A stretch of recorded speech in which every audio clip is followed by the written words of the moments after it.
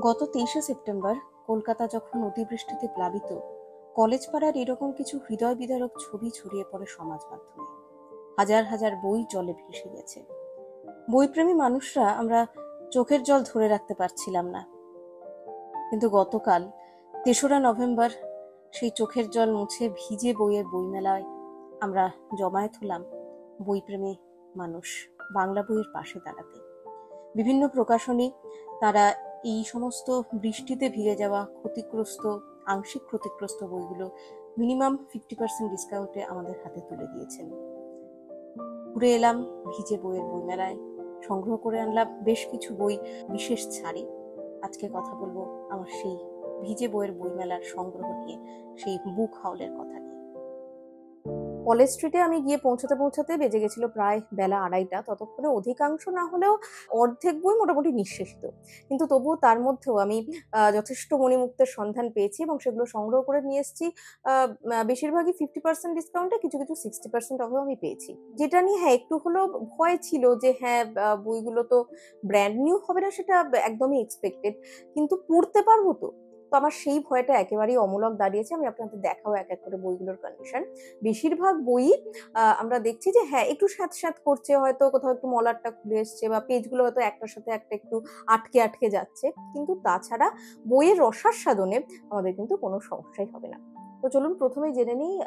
আমি গিয়েছিলাম মিত্র ঘোষ পাবলিকেশনে, সেখান থেকে আমি দুটো বই কিনেছি।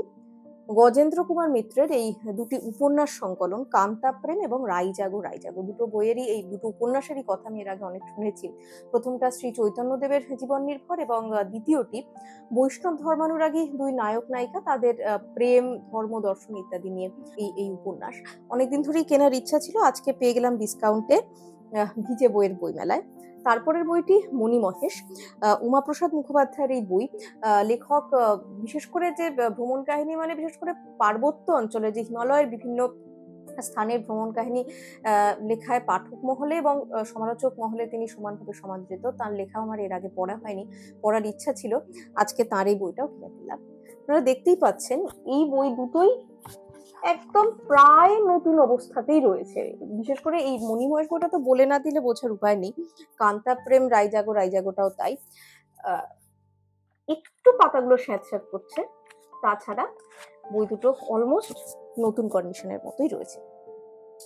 এরপরের বইটা, এই বইটার অবস্থা একটু খারাপ, কিন্তু তবু বইটা দেখে আমি লোভ সামলাতে পারলাম না। ভেবে গেছিলাম একটা হলো কবিতার বই কিনবো, তো আধুনিক বাংলা কবিতা বুদ্ধদেব বসু সম্পাদিত এই বইটা সিক্রেট প্রেস থেকে পেয়েছি। এই বইটা বেশ অনেকটাই ড্যামেজড হয়ে গিয়েছিল, দেখতে পাচ্ছেন মলাটগুলো খুলে আসছে, পাতাগুলো প্রায় স্যাঁতস্যাঁতে, কিন্তু তবুও তার মধ্যে আপনারা দেখতে পাচ্ছেন যে বইটা পড়তে কিন্তু কোনো অসুবিধা হয় না। তারপরের বই লালমাটি প্রকাশনী থেকে গল্প বিশ্ব সাহিত্য সিরিজ, সেটার 1 নম্বর বইটা। এই বইটাতে আমরা আফ্রিকার বিভিন্ন গল্পের বাংলা অনুবাদ আমরা পাই।